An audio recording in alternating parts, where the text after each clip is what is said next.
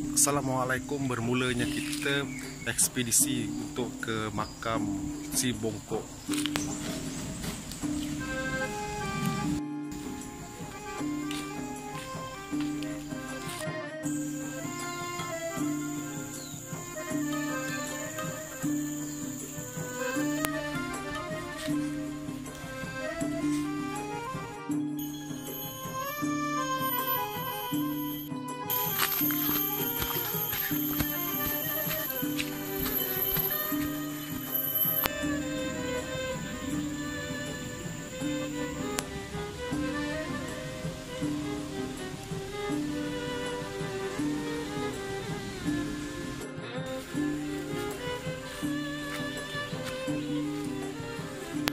Lingkungan berapa?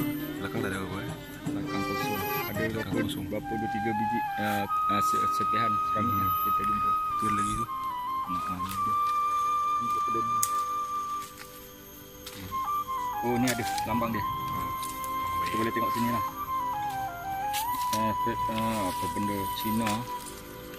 Toyoko macam Jepun pun ada. Oh Jepun Tokyo.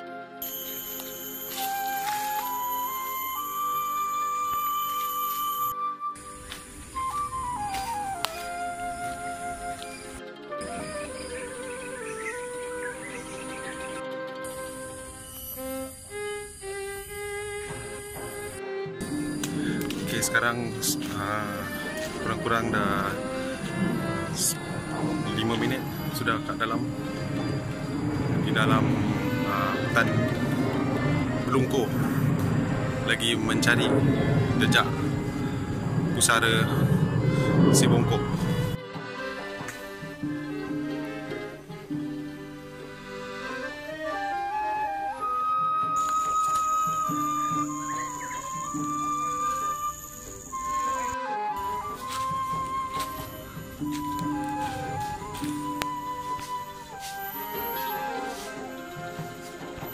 Okay, nampaknya kita dah sampai.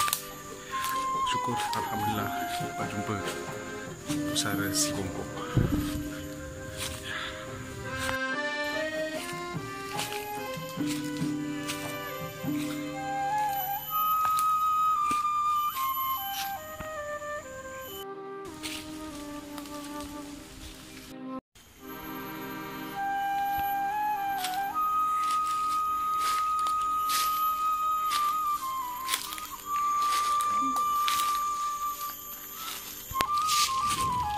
Ini dah tukar ni.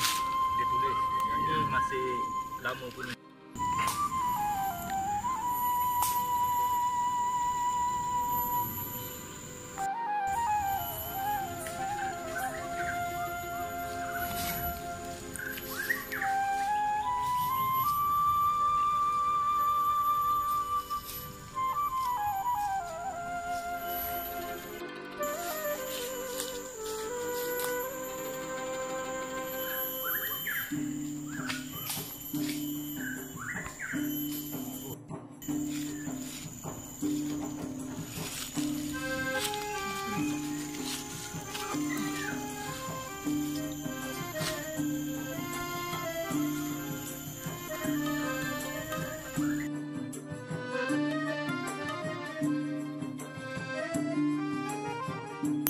Tadi kita daripada bawah memang sebab saya pun cari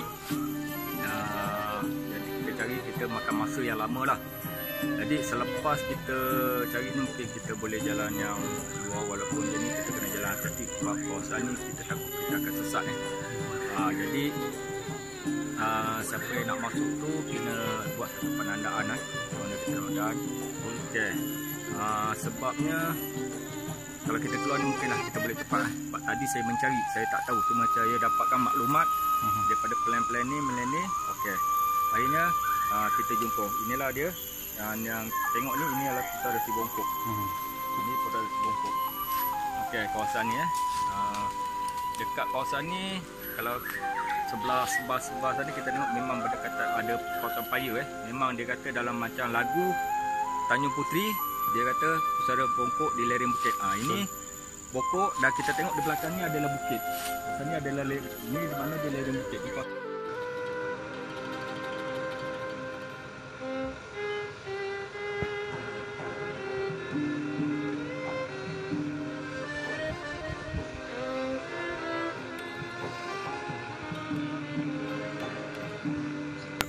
Kurang-kurang berapa minit bang boleh sampai daripada luar tadi sampai ke dalam sini? Kalau macam tadi kita pergi lambat kan, lambat lebih kurang dalam, tadi kita masuk dalam setengah jam, tak sampai setengah jam apa, dalam minit. Daripada jalan luar tadi Oh, jalan luar tadi, kalau sekarang ni kenderaan dia boleh masuk sampai rumah yang lah. Kalau kita masuk last rumah tu kita boleh parking kenderaan kita. Dekat situ. Lepas tu kita nak pergi ke sini, kita kena jalan kaki sebab tak boleh kenderaan, tak boleh masuk. Kita cuma boleh sampai setakat rumah last sekali. Saya pun parking kenderaan dekat situ, rumah last. Lepas tu kita kena jalan kaki sampai ke Pusara Sibongkok. Dekat sini pun kalau bagi orang yang tak ada guide untuk yang tunjuk jalan, memang akan makan masa yang lama. Betul. Tapi kalau ada yang guide untuk jalan ni, dia cepat sampai. Macam saya tadi dengan Tauhid, dengan anak saya semua, seorang ni memang makan masa untuk cari kat sini kan. Kita kena nak tengok satu persatu sama ada di mana letaknya kubur tu, atau bukit ke mana.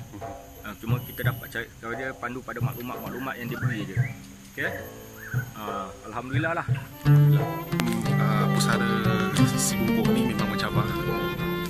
Kalau nak pergi seorang tu harap-harap jangan ke tempat kalau tak ada orang yang pandu tunjuk arah, memang sukar.